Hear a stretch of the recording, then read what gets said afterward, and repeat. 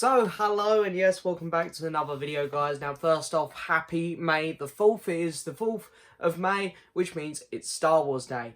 Now, there's a lot of great things happening today for Star Wars Day, especially over on Disney+. Of course, we've got the finale of the Clone Wars, which we're going to be talking about in depth today.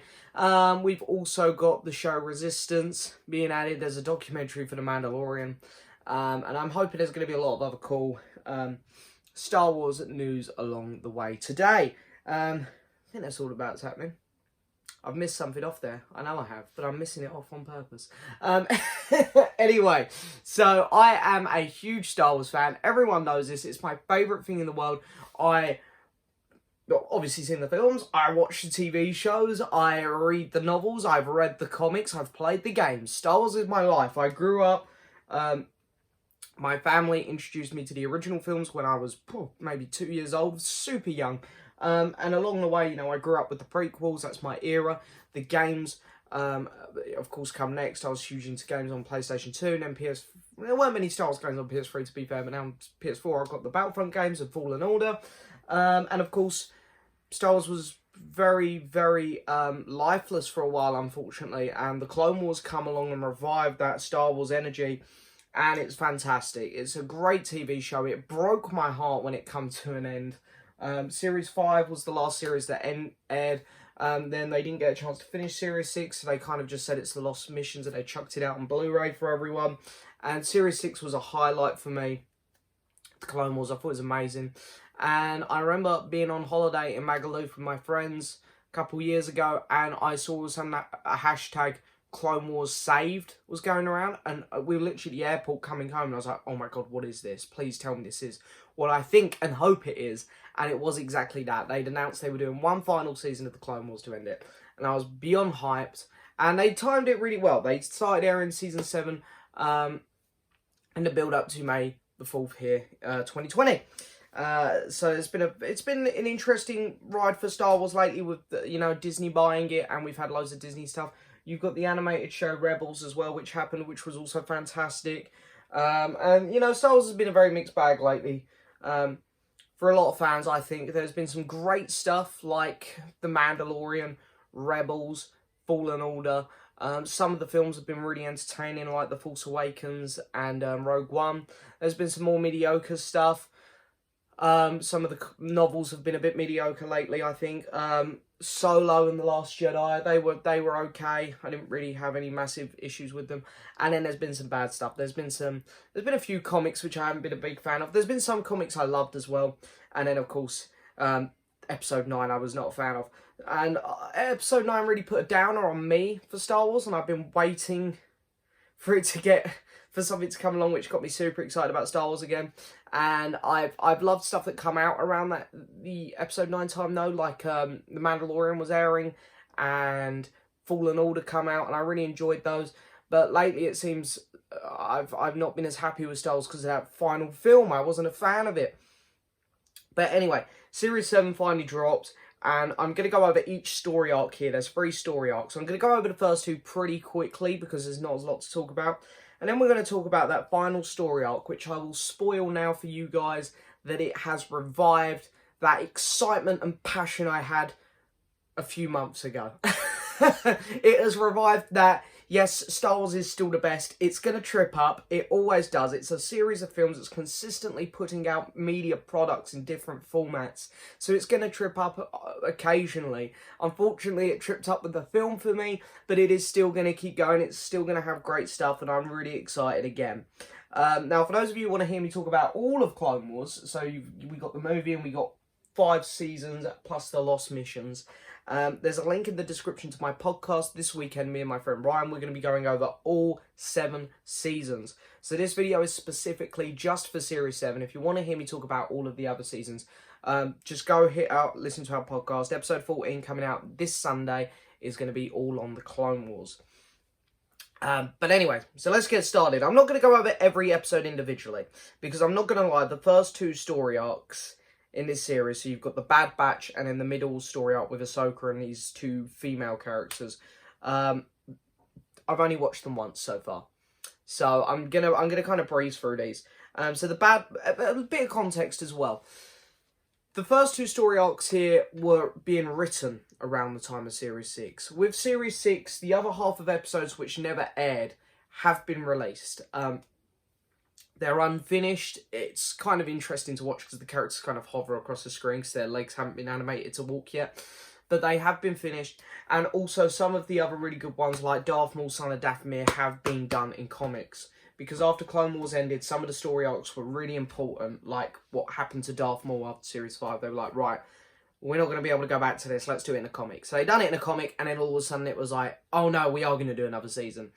So what happened to Darth Maul between Series 5 and 7 has been done in a comic.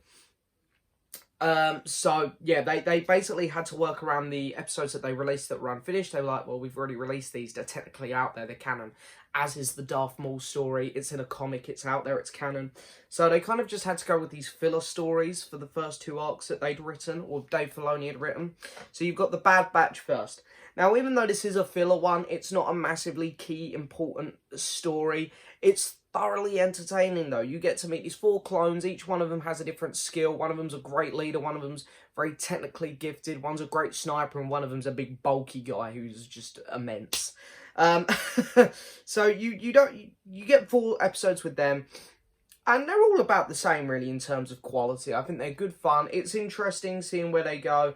There's a couple twists and turns in it. I won't spoil anything from this story arc, because there isn't really any major things that happen in this one. I'd just say it's good fun. It's nice that you get to spend a lot of time with Anakin in this one, because it's kind of the last story arc where we get to spend time with him.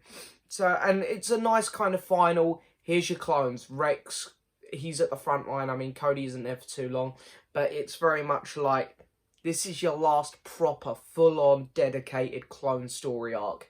And you've got Anakin there as well. It's the last time you're really going to see Anakin as the hero that we all know him as from the original 3 movies in this TV series.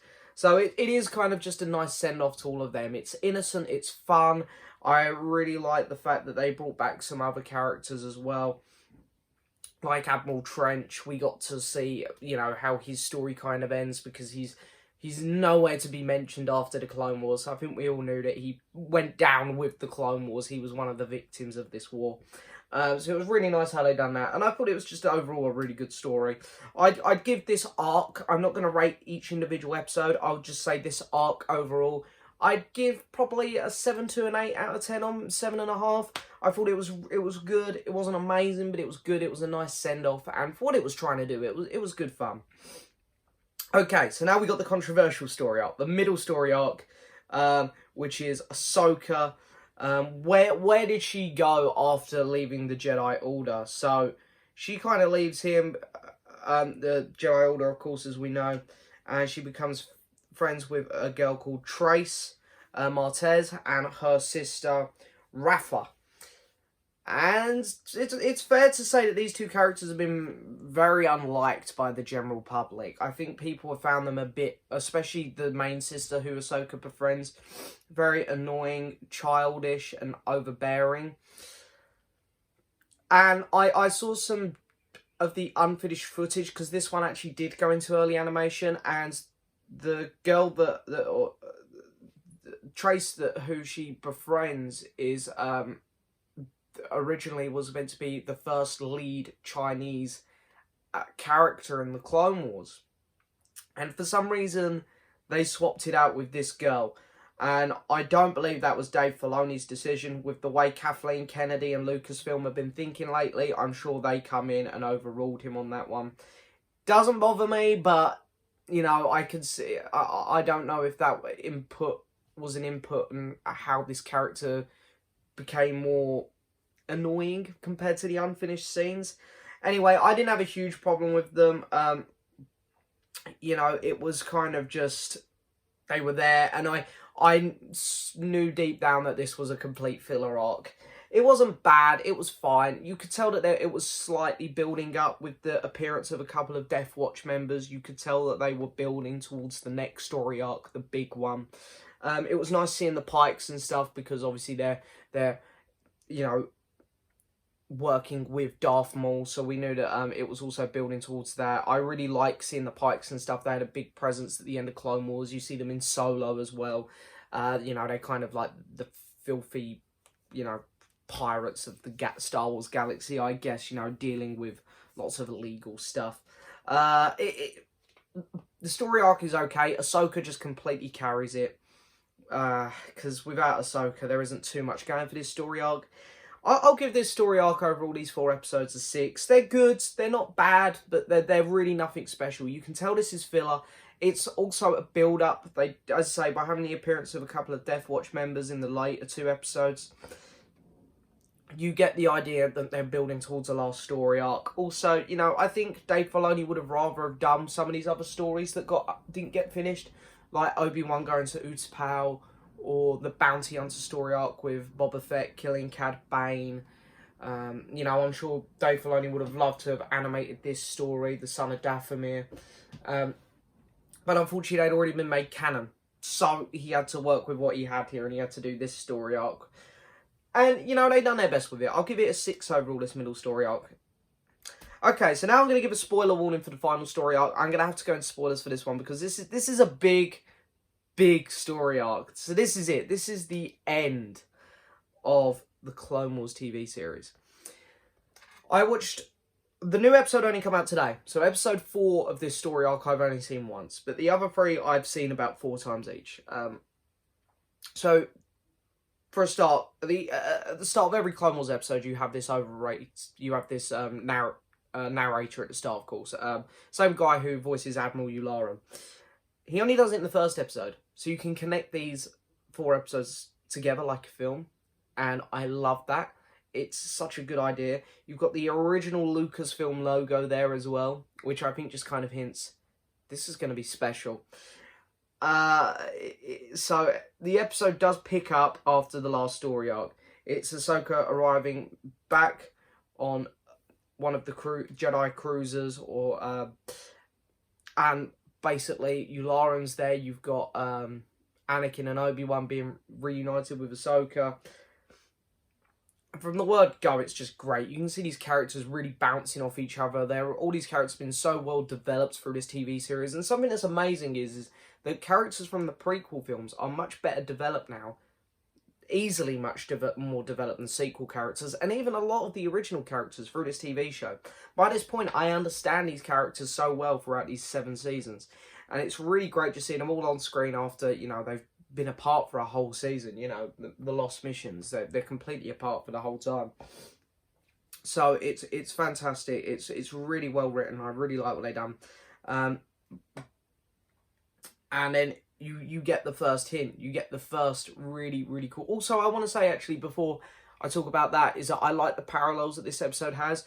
I really like the bit with Anakin walking out and staring down the droid army. It really parallels that of what his son does in The Last Jedi when he stares down the First Order. It's shot almost the same, and I love that. I love the fact that it's mirroring the films. It's mirroring things that have happened in Star Wars. Star Wars is always great at doing that, so I really like stuff like that in it. So anyway, then you get the first. You hear the sirens going off in the Republic cruiser, and you know at that point that... I knew anyway. I was like, oh, this is it. And Obi-Wan runs in. He's like, Coruscant's under attack. Grievous has gone down to the ground and he's trying to capture the Chancellor. And it's like, oh my god, here we go. This is it. It ties in with Revenge of the Sith. So anyway, Captain Rex is promoted. Love that. We finally get to see him get his promotion to Commander. And him and Ahsoka go off to Mandalore to try and capture Maul.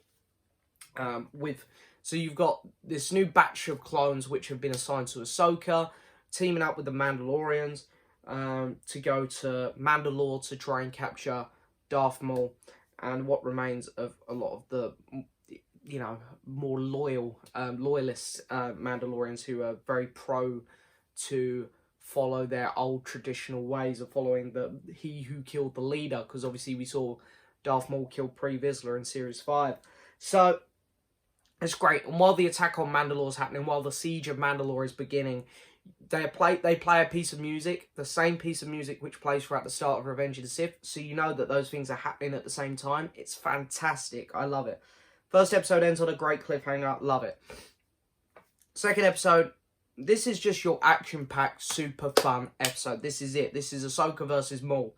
This is the end of their kind of story that they've been sort of building up. This is how Maul, you know, loses basically Mandalore. So there's a lot of great sequences in this. I love it from the word go. Poor Jesse gets captured. You feel a bit bad for him, and you can see again Maul using the trick which Kylo Ren uses in The Force Awakens on a few people. I thought that was cool, because I can't recall seeing that in a TV series or film other than The Force Awakens, so it's nice that they worked that in here.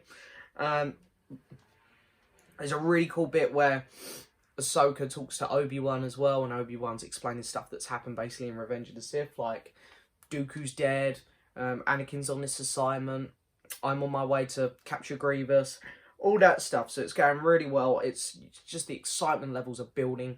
And we finally get Ahsoka versus Maul, and the Battle of Mandalore commences, and it's just fantastic. I love it. The dialogue between Ahsoka and Maul is fantastic. Whenever Maul is on screen, he just bleeds, like, just with, you know, he just engages the audience so well. He's fantastic. He's so good to look at.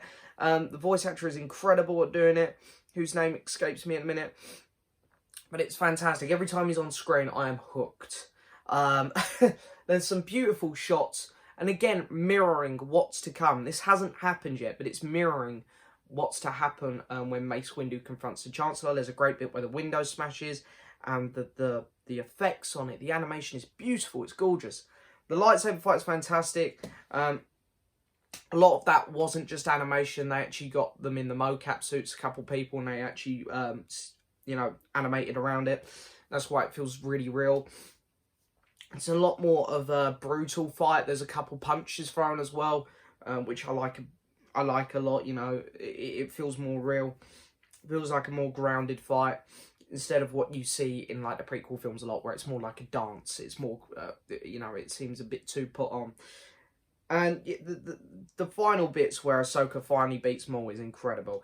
And Ahsoka is very, very strict with herself. She's a very, very level-headed character, whereas Maul at this point is a mess. He's full of rage.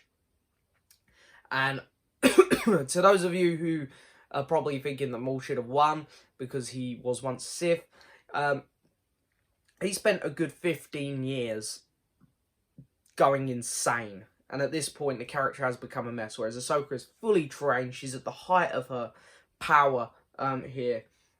Well, you know, she's stronger than she ever has been, I'll say that.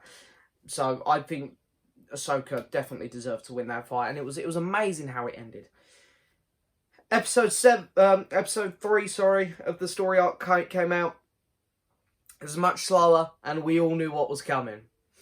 When Rex got told, there was some reports about a report. I forget exactly what the words were now. And he said to Ahsoka, "Oh, do you want to come to the meeting? Might be something to do with Kenobi." I remember thinking, "Oh, she ain't coming with you," because that's Palpatine in there, definitely. Then, of course, you hear Ahsoka getting the old... she's hearing what's been going on. She's hearing Windu's fight with the Chancellor. And you hear Anakin turning, of course. And then, of course, that's it. Rex tries to kill her. You get the Order 66. And it's amazing. It's so well done. I really like how Ahsoka got out of it, how she pulled all the doors down as quick as she could to try and stop as many clones getting in, and it was really good. I really enjoyed it, and of course that episode is mainly focusing on she's got to get Maul out there. I mean, she doesn't have to. I mean, he's you know, he's an evil dude, but she obviously, for story purposes, the writers had to get Maul out there, so she gets Maul out to create distraction for her. She has to save Rex. She saves Rex, and then boom. Now we're on to the finale. This is it.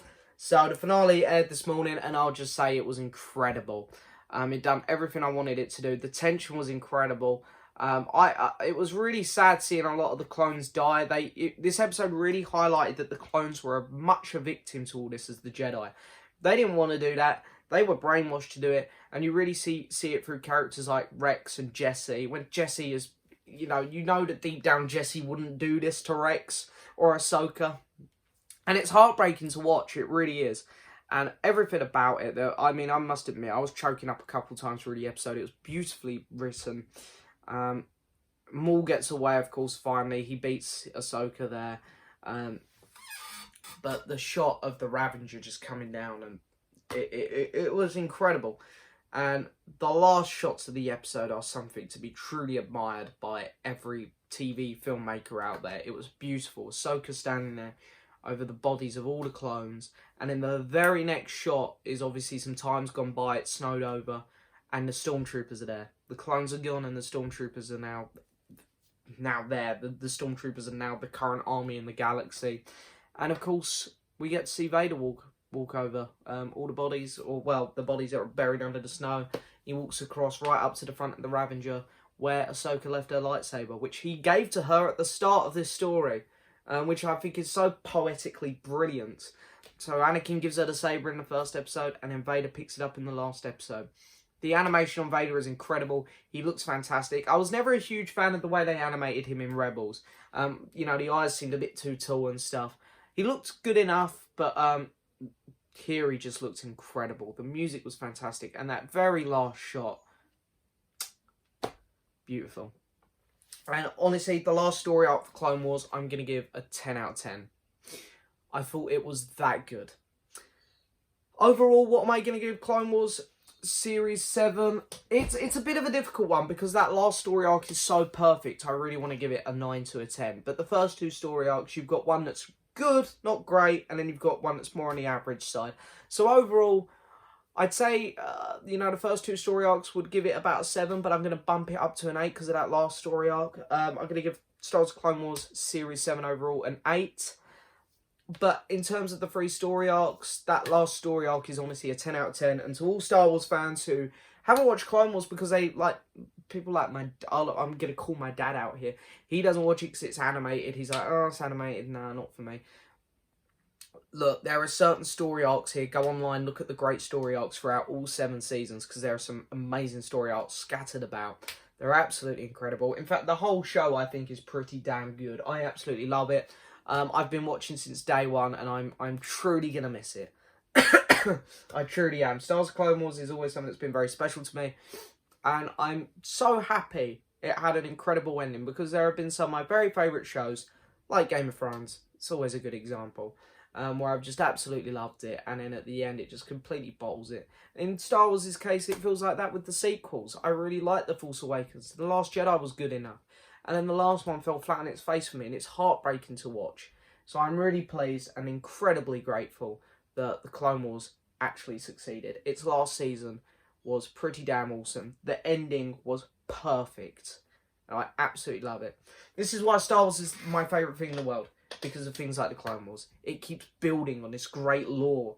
And it just has these interesting characters. It develops them really well.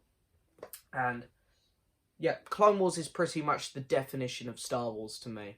It captures Star Wars so well. Much better than the films have lately. I'll say that much. But anyway, there is my little review of Star Wars Clone Wars Series 7. I am going to be doing a Star Wars ranking of all the movies. I would have done that today, but I had plans to do it in the future in some way, but I was... I was a bit cheated on that one. I've been a bit let down. I was holding off doing it because of a reason, and that reason's just fallen a bit flat on its face. So I guess I'll be ranking the Star Wars videos here on this channel at some point. I might do it this week if you guys are interested. That's just the movies. I don't know whether I'll include the Clone Wars movie or not. But anyway, that is it for this video, guys. I hope you've enjoyed it as always. Don't forget to hit that subscribe button, like the video, leave a message, and in the description there are links to everything like my podcast, Twitter, Instagram, Patreon, Facebook page, blah, blah, blah, blah, blah. And I will see you guys next time for another video, or tomorrow for the live stream. Thank you so much for watching, guys, and I'll see you guys next time. Bye-bye.